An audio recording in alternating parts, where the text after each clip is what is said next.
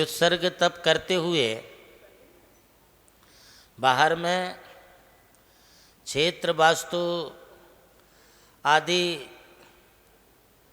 बाह्य परिग्रह का त्याग करें और आभ्यंतर में कषाय आदि का त्याग करते हुए फिर अपने ममत्व शरीर के ममत्व को छोड़ करके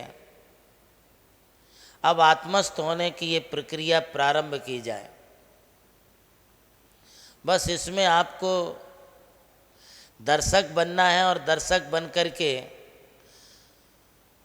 अब शरीर के प्रति कोई तुम्हारा आभास नहीं होना चाहिए। निसर्गता स्वाभाविक श्वास आ रही है, श्वास जा रही है, श्वास आ रही है, श्वास जा रही है। ये श्वासोश्वास की जो प्रक्रिया निसर्ग से चल रही है, इसे भी आपको बुद्धिपूर्वक नहीं लेना है। आपको तो सिर्फ ममत्व तो त्याग करना है कि जब तक हम कायोत्सर्ग में स्थित हैं तब तक हम शरीर की कोई हलचल नहीं करेंगे। शरीर से हम कोई भी क्रिया नहीं करेंगे। उतनी देर तक शरीर पर कोई मक्खी बैठी हो, मच्छर बैठा हो या कोई चींटी हो या कोई और जीव जंतु कीड़े मकोड़े हों, उतनी देर तक हम शरीर के लिए हिलाएंगे डुलाएंगे नहीं। आपका अभ्यास इतना परिपूर्ण हो जाना चाहिए कि नमोकार के काल में जब हम कायोत्सर्ग करते होते हैं तब हमारा शरीर छिज्जदुवा भिज्जदुवा निज्जदुवा जादू है अपलयम विपलयम, ये शरीर छिंद छिंद हो जाए, बिंद बिंद हो जाए, शरीर के टुकड़े टुकड़े हो जाएं अथवा चाहे जो कुछ भी शरीर के लिए हो जाए, किंतु जब तक मैं कायोत्सर्ग करता हूँ तब तक ये शरीर मेरा नहीं है। इस प्रकार पूर्ण आपकी निष्प्रहता शरीर से आनी चाहिए। कोई विकल्प नहीं, कोई मानसिक क्रिया नहीं, कोई वाचनिक क्रिया नहीं, कोई कायिक क्रिया नहीं। लगभग सभी प्रकार के मन वचन कायों की निर्वृत्ति से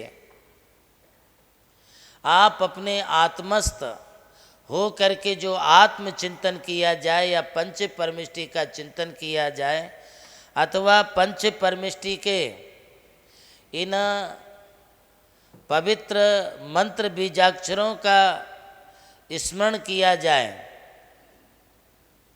यह सब कायोत्सर्ग में मान्य है। अथवा 7 तत्वों का चिंतन किया जाए, 12 अनुप्रेक्षाओं का विचार किया जाए, यह भी तुम्हारे लिए कायोत्सर्ग के काल में मान्य है। किंतु शरीर को हिलाना नहीं, डुलाना नहीं, शरीर को खुजलाना नहीं, इधर उधर देखना नहीं, नासाग्र दृष्टि रखना। नासाग्र दृष्टि का मतलब है कि अपनी आंखें ना तो पूरी खुली हों और ना अपनी आंखें पूरी बंद हों। अपने आँखों की दृष्टि नाक के अग्रभाग पर हो, इस दृष्टि को नासाग्र दृष्टि कहते हैं।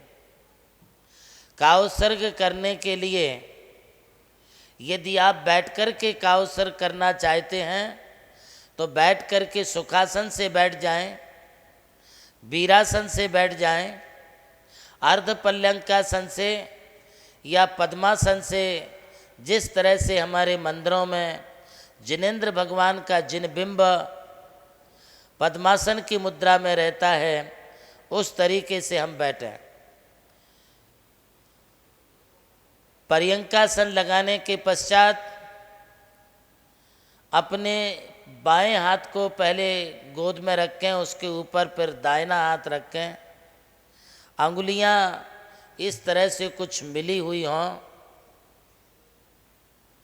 उस समय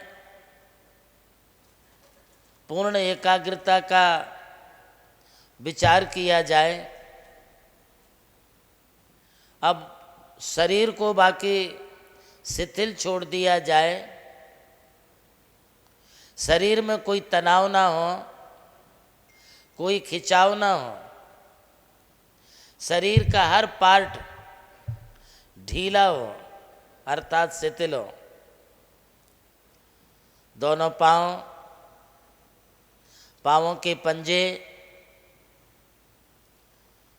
पाँवों की अंगुलियां एकदम शिथिल कर दी जाए। अपनी कमर, पेट इन सबको स्वाभाविक रीति से ढीला छोड़ दिया जाए। छाती, दोनों कंधे, गर्दन और मस्तिष्क को एकदम ढीला छोड़ दिया जाए। अब सिर्फ आपको देखना ये है कि श्वास आ रही है, श्वास जा रही है, श्वास आ रही है, श्वास जा रही है। इस प्रक्रिया में आप काउत्सर्ग में स्थित हो सकते हैं।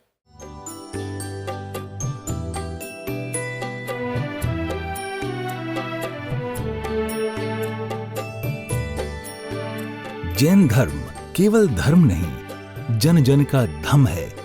यही है इस धर्म की संस्कृति। सन 2010 चातुर्मास के दौरान मांगी तुंगी और गजपंथा की तीर्थ यात्रा के बाद एक रात्रि गजपंथा की पहाड़ियों पर विश्राम करते समय आचार्य श्री देवनंदी जी महाराज को एक दिव्य स्वप्न प्राप्त हुआ। स्वप्न में उन्होंने देखा कि एक ऐसा तीर्थ जिसकी कोई कल्पना भी नहीं कर सका था, एक ऐसा स्थान जहां पंच परमेष्ठियों की भव्य मूर्तियां हों, एक ऐसा समवशरण जो समर्पित हो जैन धर्म की शाश्वत परंपरा को। उस दिव्य संकेत को जीवन में उतारने के लिए आचार्य श्री कुंथलगिरी की ओर विहार पर निकल पड़े। वहां एक श्रद्धालु ने अपनी भूमि पूज्य गुरुदेव को समर्पित की और यहीं से आरंभ हुई मुंबई आगरा हाईवे NH3 स्थित णमोकार तीर्थ के निर्माण की महायात्रा। ये वही भूमि है जिसे राम टेकड़ी कहा जाता है, जहां भगवान रामचंद्र जी ने 12 लाख वर्ष पूर्व तपस्या की थी। आज यही भूमि बन रही है जैन संस्कृति का जीवंत प्रतीक णमोकार महातीर्थ।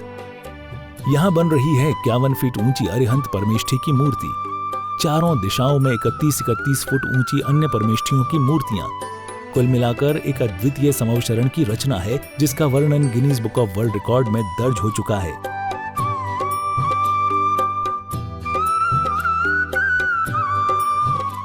इस भव्य मंदिर जी में स्थापित किए जा रहे हैं 24 तीर्थंकरों के 24 मंदिर, पंचमेरु, नंदीश्वर द्वीप, नवदेवता और 64 रिद्धि मंदिर, सप्तऋषि मंदिर और गोमटेश्वर बाहुबली, संवेद शिखर जी की झलक और क्षेत्रपाल मंदिर। यहाँ पर अब तक 250 से अधिक कमरे निर्मित हो चुके हैं, जिनमें 75 साधु साध्वियों के लिए एवं यात्री निवास आधुनिक सुविधाओं से युक्त है। AC रूम, भोजनशाला, कैंटीन और विशाल गुरु मंदिर। णमोकार तीर्थ का भूमि पूजन 8 फरवरी 2014 को संपन्न किया गया था और आज लगभग 10 लाख स्क्वायर फीट से अधिक निर्माण पूर्ण हो चुका है और अब यह दिव्य तीर्थ अपने चरम आयोजन की ओर अग्रसर है।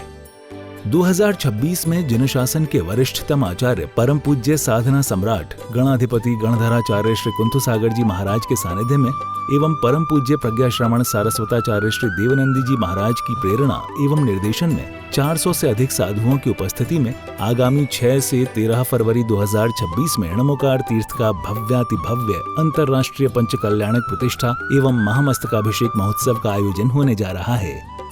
खुल रहा है पुण्य का द्वार, जो करेगा भव पार।